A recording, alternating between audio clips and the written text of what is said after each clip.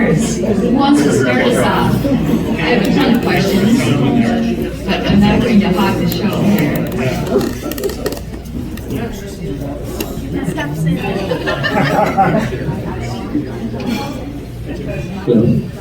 Craig, just wonder how you came up with the formulation for yourself.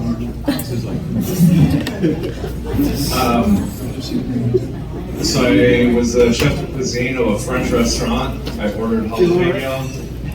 They said habanero. Can't sneak that into French food. It started to deteriorate, and all those years I spent on the farm with, Grandpa having me pick rocks out of the ground. There's a lot of rocks in the ground for potatoes.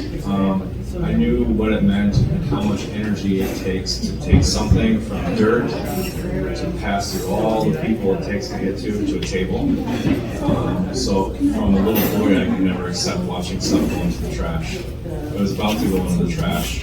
I cleaned it and I pickled them for a later use. That later use never came. So one night for staff meal, I threw some stuff in a blender, and I never pursued this as a career. I paid attention to people. People chose my path. A staff of 11 people consumed a half gallon in a week. A half gallon produces a 12-bottle case, just like Tabasco or Sriracha or anything else. An 88-seat restaurant, that would take us about 3 or 4 months to go through. So you can imagine there's something going on there. And that's what I paid attention to. So I was literally just trying to keep something out of the trash. I didn't really, it pains me to say this, I had no desire to do this. I saw an opportunity to be a dad, to be something I never had. So that's it.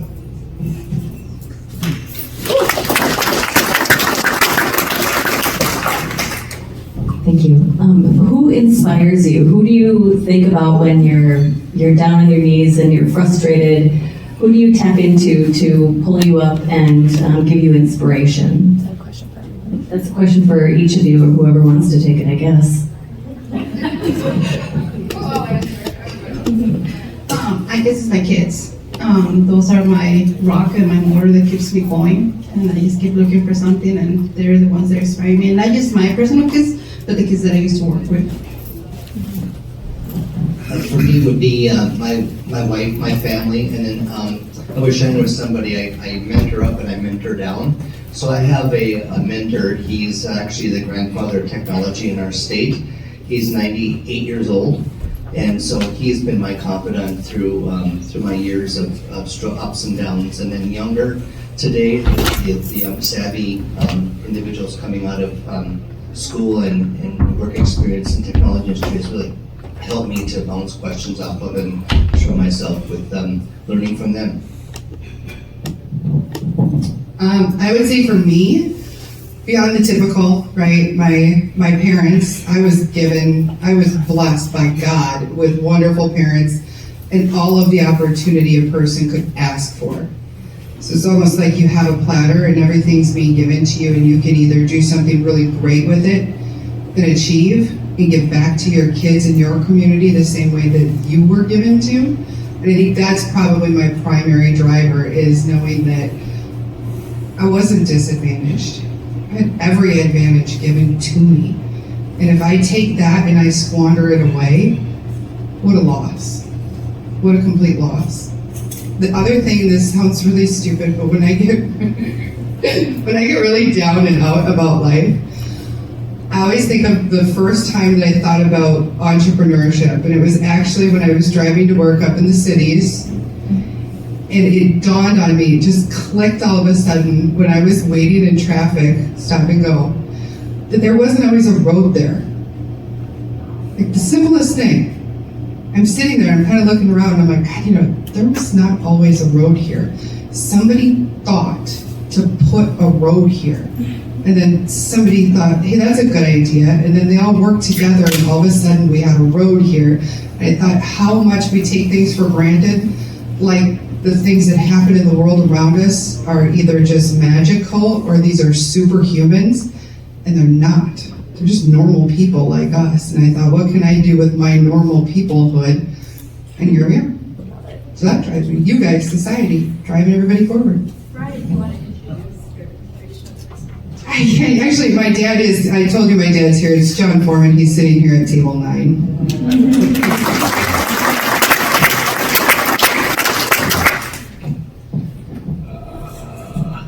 It's easy, I guess. My son would be foremost. That's where the name comes from. Do I get emotional? Yeah. But it's mostly for him, and by mostly it was all for him. And now I get to be a part of the fun ride of seeing it through. But yeah, the name Crybaby Craig is my son, Craig Jr. That's my inspiration. When I went outside, that's who called me 5 times. So that's it for right now, at least.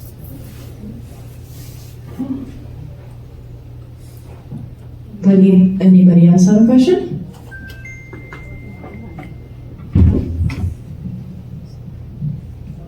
Yeah, right. I'm used to Zoom silence. I can take any amount.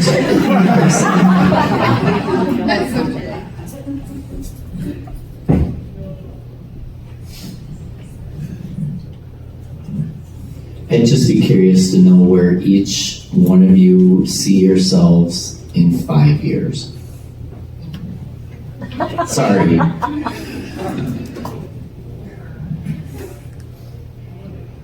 Table 8 asked me that. I didn't have an answer then. I don't know. I am like too stuck in the moment. I want to keep pushing forward to make it more visible to people to know that they too can push forward. I should probably have a 5-year plan. But the thing is I don't. I am just as raw as it comes. I'm not promised tomorrow. I might get caught up in this sunset when I'm driving home tonight. That could be it. So I just hope that when I'm given the moment, that I give enough of myself and in that moment, that it does something for somebody else. Because that's how I'll continue to live on. So I don't know about a 5-year plan. I'm in the it just happened plan. I guess for me it would be having my own building and then having my clothes in other stores.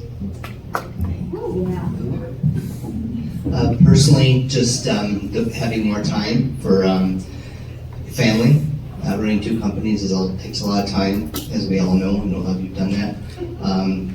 From a business perspective, in 8 years, I hope to have a healthy growth and maybe look at an exit strategy if that's an option. I was going to bring out my spreadsheet, but I thought I'll just wing it. In 5 years, we're at 21 offices now in 12 states, which is actually 15 since that's been printed. So by 5 years, we should be in all 48 states here. And I will be in a position where I am focusing only on what I want to do and what I'm the best of the company at, and that's sales, going around and speaking at our industry events and being a mentor and board member there, and coming in to be the fixer with really, really big problems. Because in 5 years I'll be 45, and in 10 years I'll be retired. So I only have between now and then to get there. And I'll do it.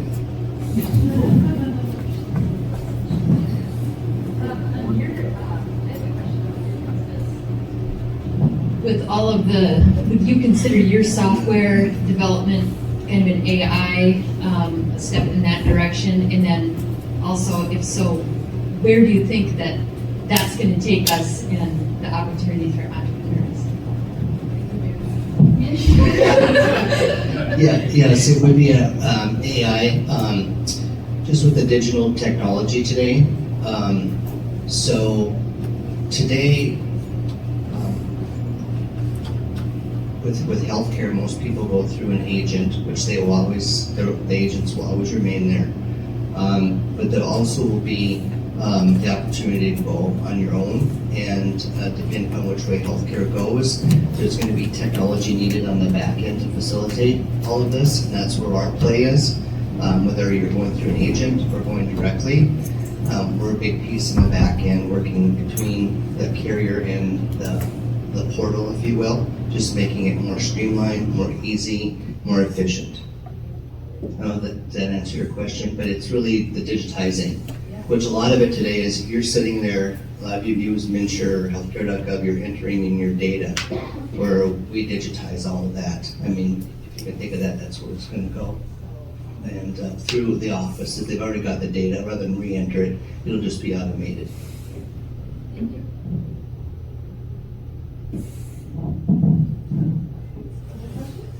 I don't want to hog the room for questions, but Leticia, on the person that you bought you didn't buy, you got your start from, and that trust you had talked about, and the economics of trust, and that was in Victor's book, The Rainforest, is how much business can get done with the economics of trust. And that just really struck me as something of how you got a start because somebody trusted in you. And what do all four of you think about that as getting a start as an entrepreneur? I mean, do you have to have somebody who really says, I trust you and I'm going to help you make this happen?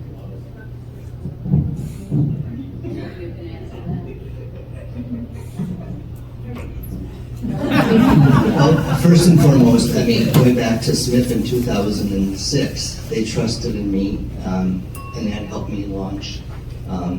Actually, it's two companies. They helped me with both companies, the first company and the second company, but that trust in them helped give us the fortitude to move forward. And secondly is, I have an advisory group. They're trusted advisors that, we talk about who do we, peer groups. And they're in the healthcare industry. And that's, surrounding yourself. I think one of the best advice I can give is surround yourself with people who are smarter and more talented than you are. And have the same like-mindedness and the trust, and you can't help but not succeed. I'm gonna go the opposite. I believe that Leticia, you'd be where you are in one capacity or another without the gift of 30 dresses. I think that was a recognition for you of the fact that you had passion and ability for something and somebody else saw it, but it was in you. And eventually that would come out. I believe that because all of my favorite entrepreneurial stories are of people who had nobody that believed in them, and a lot of people that told them they would never be able to do it. Ships tinker clean, Danielle's husband, I've been in entrepreneur groups with them for years, and John's story is one of the most powerful ones. Everybody thought this man was crazy for wanting to do what he wanted to do. But he believed in himself, and he's built an empire. And I really do believe that even if you're not given a big break, that it's going to happen. I think entrepreneurs are born. Find a way to work it. The most important thing is you have to just keep believing in yourself, even when nobody else does.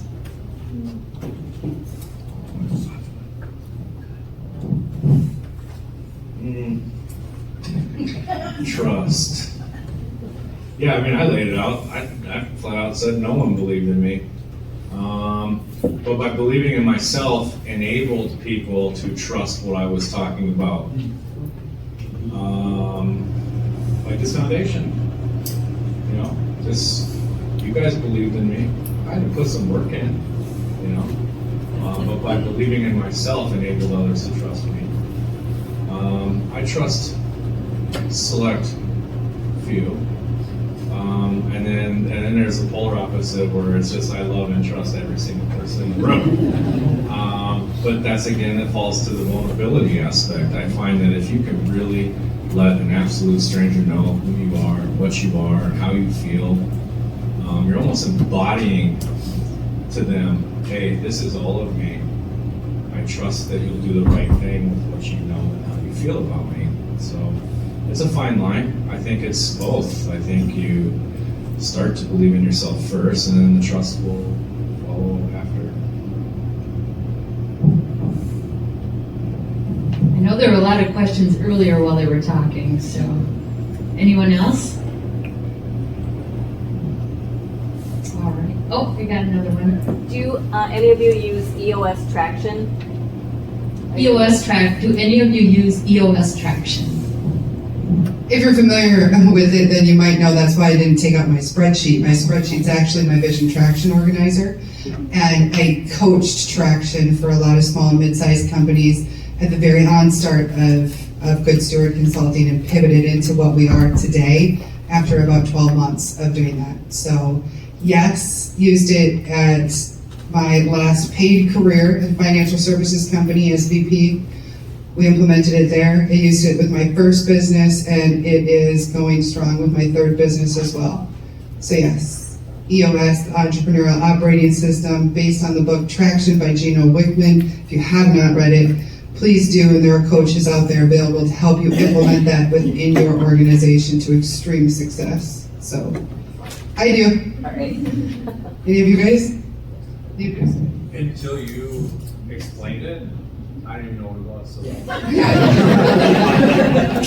No. I think you had another question. Go ahead.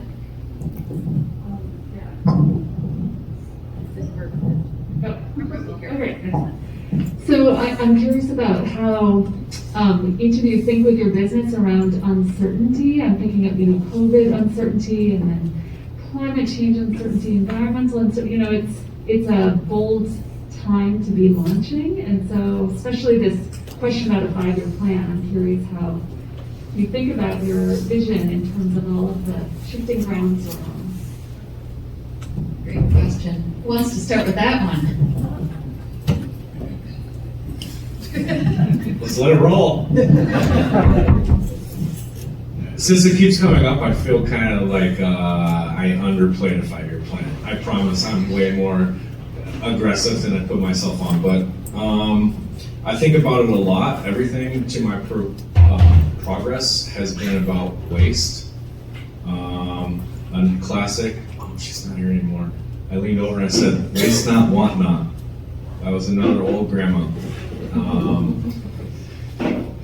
My growth has been the constant, no sleep research. How can I get more efficiently, responsibly, so I'm not putting something in the recycling. The word recycle, it's not a good word. It seems like it is, but it's not. So I am constantly trying to figure out how to do the best that I can with what I have, which is supporting our local farmers. I wish our Minnesota peppers brought a little more heat to the table. They don't, but I'm still pretty happy knowing that I support like 200 people who grow and pick and deliver these peppers from here. I know that I've transitioned to cardboard 50-pound boxes as opposed to 20 individual pound plastic containers to show up in a box. So I think it's just, you think it's a numbers thing, but for me it was always like kind of like a guilty thing. You just always felt bad every day. Like, man, that's just a lot of waste. So I've always been conscious of that.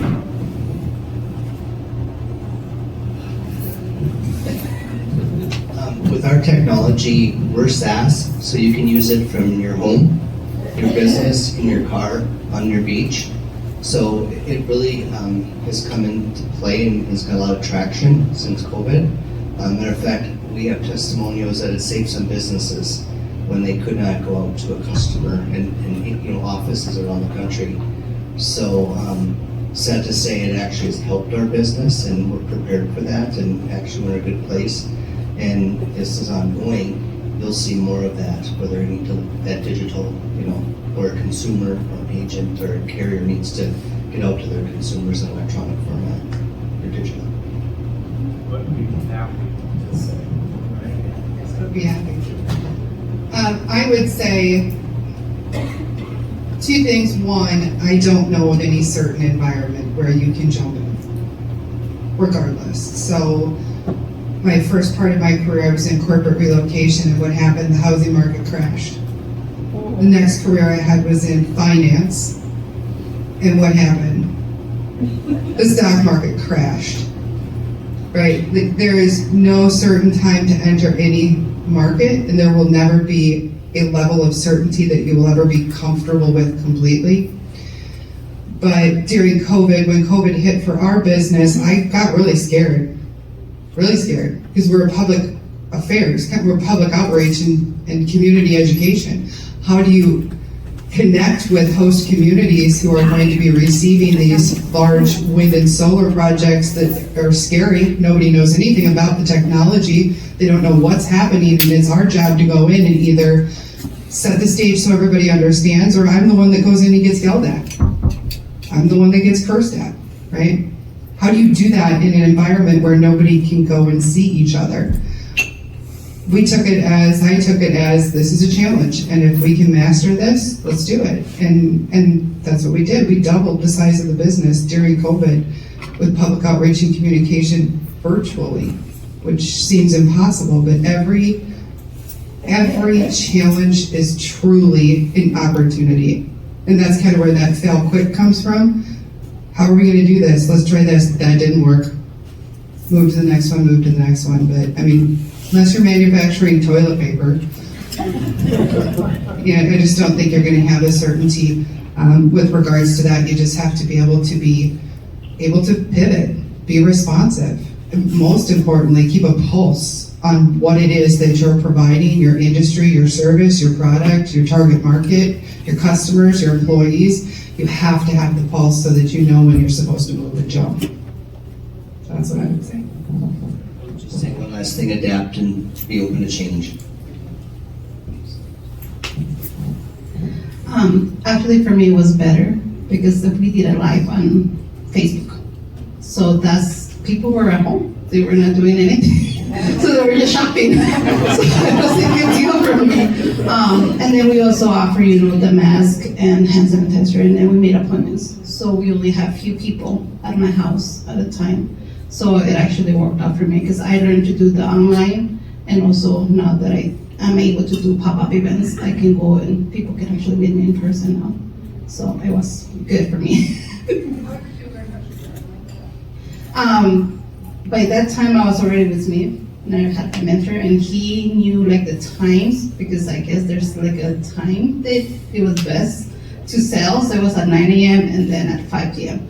Those were the best times to sell. So I was like, okay, I'll try it. And then we did, we had a walkthrough. So we had different kids. I had my daughter's friends and my kids and everybody be my models and just did a runway. And then we did it at home. So we came and made it creative to be able to sell what I was selling.